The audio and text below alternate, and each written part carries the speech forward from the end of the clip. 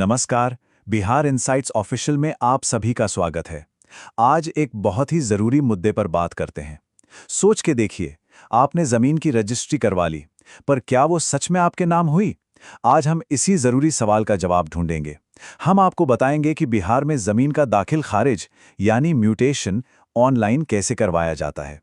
यह जानकारी हर जमीन मालिक के लिए, मतलब हर उस इंसान के लिए जिनके पास जमीन है, बहुत जरूरी है।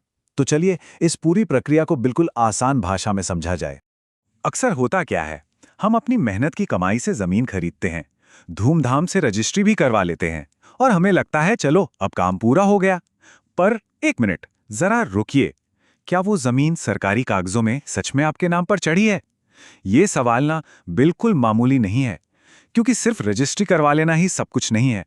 असली मालिकाना हक पाने के लिए एक और बहुत ही जरूरी कदम उठाना पड़ता है। और वही जरूरी कदम है दाखिल खारिज। हाँ, जिसे हम लोग आमतौर पर म्यूटेशन के नाम से भी जानते हैं। तो अब सबसे पहले ये समझना जरूरी है कि आखिर ये दाखिल खारिज है क्या चीज, और ये इतना जरूरी क्यों है कि इसके बिना आपका काम अधूरा माना जाता है। तो दाखिल खारिज क्या है? चलिए इसको एक बहुत ही सिंपल उदाहरण से समझते हैं। मान लीजिए आपने कोई जमीन खरीदी, तो सरकारी रजिस्टर में जो बेचने वाले का नाम है उसको हटाकर आपका नाम डालने का जो प्रोसेस है, बस उसी को दाखिल खारिज कहते हैं। ये ठीक वैसा ही है जैसे स्कूल बदलने पर आपका नाम पुराने स्कूल के रजिस्टर से कटकर नए स्कूल के रजिस्टर में चढ़ जाता है। सिंपल, बस यही है म्यूटेशन। अच्छा, अब ये बात जरा ध्यान से सुनिए। अगर म्यूटेशन नहीं हुआ तो क्या क्या हो सकता है? देखिए, सबसे बड़ी दिक्कत तो ये है कि सरकारी रिकॉर्ड में जमीन हमेशा पुराने मालिक के नाम पर ही दिखेगी। इसका मतलब साफ है, कल को अगर आप उस जमीन को बेचना चाहेंगे ना, तो बहुत बड़ी मुश्किल आ सकती है। इतना ही नहीं, जमीन से जुड़ी किसी भी सरकारी स्कीम का फायदा आप नहीं उठा पाएंगे। और हाँ, ओनरशिप को लेकर कानूनी झगड़े का खतरा तो हमेशा बना ही रहेगा। तो समझ रहे हैं ना ये कितना कितना जरूरी है। तो अब जब हम इसकी अहमियत समझ चुके हैं, तो बिल्कुल भी घबराने की जरूरत नहीं है। पता है क्यों? क्योंकि ऑनलाइन प्रोसेस ने इस काम को अब बहुत बहुत आसान बना दिया है। तो चलिए अब देखते हैं कि ऑनलाइन अप्लाई करने से पहले हमें क्या-क्या तैयारी करके रख लेनी चाहिए, ताकि काम एकदम फटाफट हो जाए। देखिए, ऑनलाइन अप्लाई करने के लिए आमतौर पर कुछ डॉक्यूमेंट्स की साफ सुथरी स्कैन्ड कॉपी चाहिए होती है। क्या क्या? एक तो आपकी रजिस्ट्री का कागज, जिसे सेल डीड कहते हैं। फिर आपका कोई पहचान पत्र, जैसे कि आधार कार्ड। जमीन की जो सबसे नई लगान रसीद है वो भी। और हाँ, जरूरत के हिसाब से एक एफिडेविट यानी शपथ पत्र भी लग सकता है। और हाँ, अपना चालू मोबाइल नंबर और ईमेल आईडी, ये तो बिल्कुल पास रखिएगा। अगर ये सब चीजें पहले से तैयार होना, तो यकीन मानिए ऑनलाइन फॉर्म भरना बिल्कुल आसान हो जाता है। चलिए अब आते हैं इसके सबसे मुख्य हिस्से पर। अब हम देखेंगे कि ये online process step by step काम कैसे करता है। हम आपको हर एक कदम के बारे में बहुत ही सरल तरीके से बताएंगे। सबसे पहले तो एक बात साफ समझ लीजिए, इस ऑनलाइन सिस्टम ने ना दाखिल खारिज के काम को पहले से कहीं ज्यादा आसान, तेज और सबसे जरूरी पारदर्शी यानी ट्रांसपेरेंट बना दिया है। अब दफ्तरों के चक्कर काटने की या किसी पर निर्भर रहने की कोई जरूरत नहीं है। आप आराम से घर बैठे बैठे ये काम कर सकते हैं। ये जो पूरा ऑनलाइन प्रोसेस है, इसको हम 5 मुख्य पड़ावों में बांट सकते हैं। नंबर 1, सरकारी पोर्टल पर जाकर नया रजिस्ट्रेशन करना। नंबर 2, लॉगिन करके म्यूटेशन आवेदन का ऑप्शन चुनना। फिर 3, अपनी और अपनी प्रॉपर्टी की बिल्कुल सही जानकारी भरना। चौथा स्टेप है, जो डॉक्यूमेंट्स आपने तैयार रखे थे उन्हें अपलोड करना। और आखिर में 5वां, आवेदन को फाइनल सबमिट करके उसकी रसीद जरूर जनरेट कर लेनी है। ठीक है, तो आपने ऑनलाइन अप्लाई कर दिया, रसीद भी मिल गई। अब मन में सवाल आएगा कि इसके बाद क्या? अब आगे क्या होगा? तो देखिए, आपका काम यहां पर लगभग पूरा हो गया है। अब जो आगे का प्रोसेस है वो सरकारी है। चलिए उसको भी थोड़ा समझ लेते हैं। आवेदन सबमिट होने के बाद वो सरकारी प्रोसेस में चला जाता है।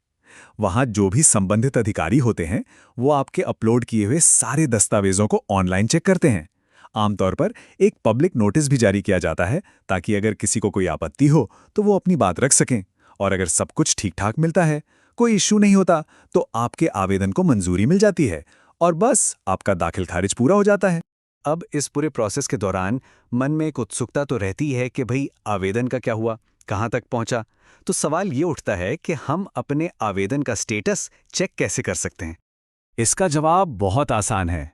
आवेदन सबमिट करने के बाद जो रसीद आपको मिली थी ना, उस पर एक आवेदन संख्या या केस नंबर लिखा होता है। बस उसी नंबर को इस्तेमाल करके आप उसी सरकारी पोर्टल पर अपने आवेदन का स्टेटस जब चाहें आराम से देख सकते हैं।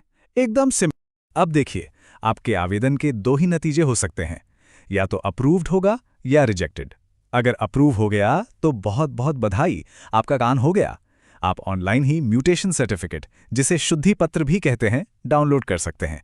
और यही शुद्धि पत्र इस बात का पक्का सबूत है कि सरकारी रिकॉर्ड में अब जमीन आपके नाम हो चुकी है। पर अगर किसी वजह से आवेदन रिजेक्ट हो जाए तो भी घबराने की बिल्कुल बात नहीं है। पोर्टल पर ही रिजेक्ट होने का कारण साफ साफ लिखा होता है। आप उस गलती को सुधार कर दोबारा अप्लाई कर सकते हैं। चलिए, अब कुछ ऐसी आम गलतियों और सावधानियों पर बात करते हैं जिनका अगर आप ध्यान रखें तो पहली ही बार में आपका काम बिना किसी परेशानी के हो जाएगा। अक्सर लोग ना कुछ छोटी छोटी गलतियां कर देते हैं और आवेदन रिजेक्ट हो जाता है। जैसे जल्दी जल्दी में डॉक्यूमेंट की धुंधली फोटो खींचकर अपलोड कर दी, जबकि वहां साफ स्कैन्ड कॉपी चाहिए होती है। या मान लीजिए खसरा या खाता नंबर गलत डाल दिया, रजिस्ट्री के कागज में कुछ और लिखा है और फॉर्म में कुछ और भर दिया। ऐसी गलतियां हो जाती हैं। इसलिए मेरी सलाह है, फाइनल सबमिट करने से पहले हर जानकारी को 2 बार नहीं 3 बार जरूर चेक कर लें। और यहां तो साफ साफ दिख रहा है कि ऑनलाइन प्रोसेस पुराने ऑफलाइन तरीके से कितना कितना बेहतर है। ऑनलाइन में सब कुछ पारदर्शी है, मतलब सब आपकी आंखों के सामने है, काम तेजी से होता है।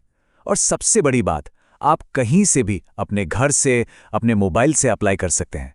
इसमें आप सीधे सरकार से जुड़ते हैं, जबकि पुराने तरीके में आप जानते ही हैं, बीच के लोगों पर निर्भरता बहुत ज्यादा थी। और जब बीच के लोगों की बात आई है तो एक बहुत जरूरी चेतावनी, दलालों से सावधान।